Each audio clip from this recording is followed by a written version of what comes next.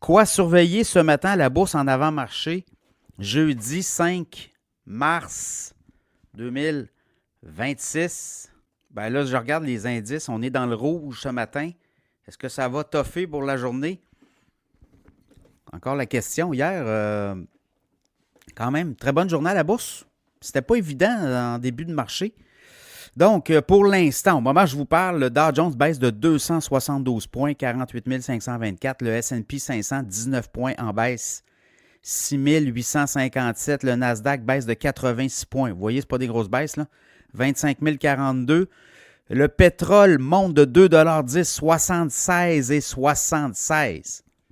Donc, ça continue de monter. Hier, une bonne partie de la journée, on était en baisse et je dirais peut-être en début d'après-midi, mi-après-midi, là, ça s'est mis à monter. Donc, le pétrole, la référence étant le WTI, là, c'est la référence nord-américaine. Bon, du côté de Bitcoin, 72 517, une légère baisse, mais on est allé chercher les 73 500 il y a quelques heures. L'Ethereum, 2119, baisse de 9 $. L'or baisse de 11,90 $, 5128. Semble pas avoir de direction, là. 5 128 $ l'once d'or. L'once d'argent baisse de 55 cents, 82 et 88. Du côté du Hang Seng, il y a les rebonds. Les bourses asiatiques rebondissent. Le Hang Seng Hong Kong rebondit de 71 points. En Europe, légère baisse de 0,5 points. Donc, pour le reste, là, on va regarder aujourd'hui, il y a des données financières, notamment sur l'économie américaine, mais il y a aussi des résultats financiers. La guerre, évidemment, ça a un impact. Et là, je regarde, vous voyez, oui, il y a des analystes qui disent pour les indices, notamment le Nikkei, l'indice du Japon qui a quand même été très volatile, eux disent buy the dip. Là. Le Nikkei 225 est monté à 58 850 le 23 février. Là, il est à 55 000, puis là, il monte de 1000 points au moment où je vous parle. Selon les analystes de la Citi, de la banque Citigroup.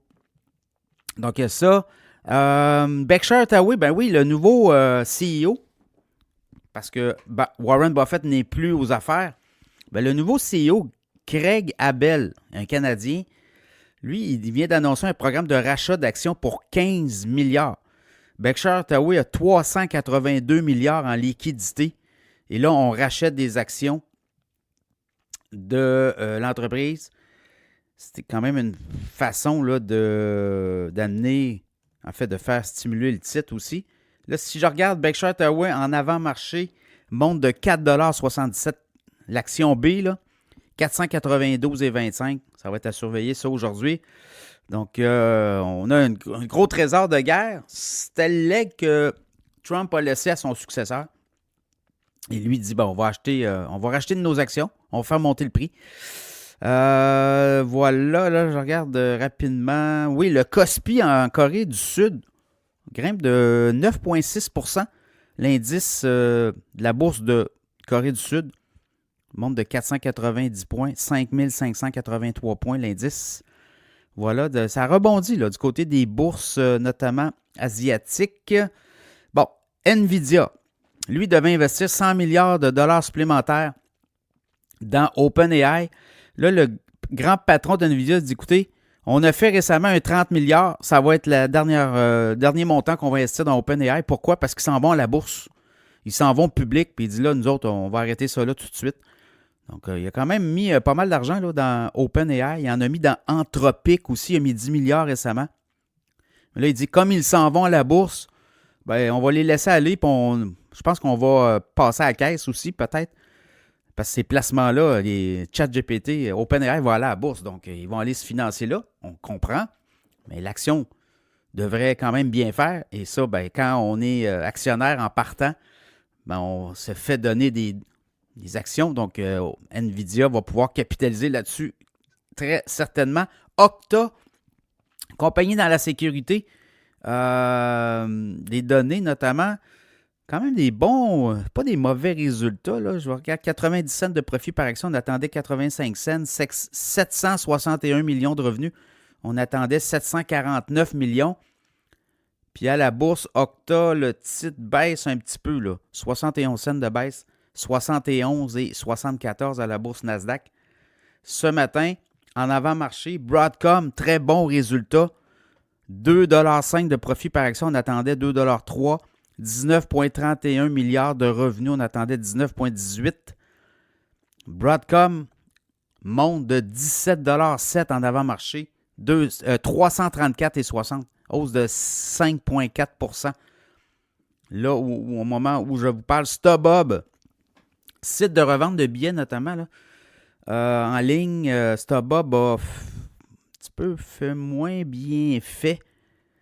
Bon, on attendait 484 millions de revenus, on a fait 449. On a manqué la cible.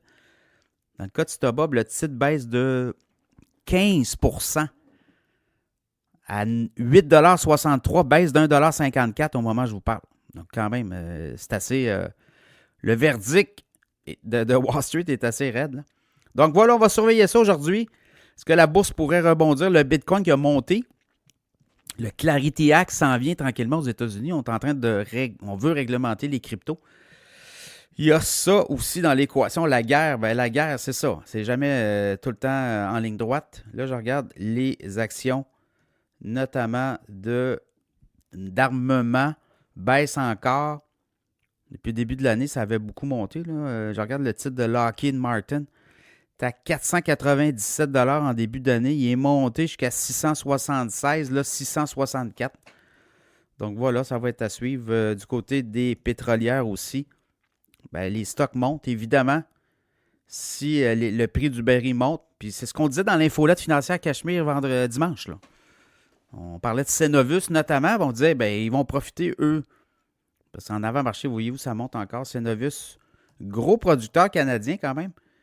L'action continue de monter. Voilà, bonne journée.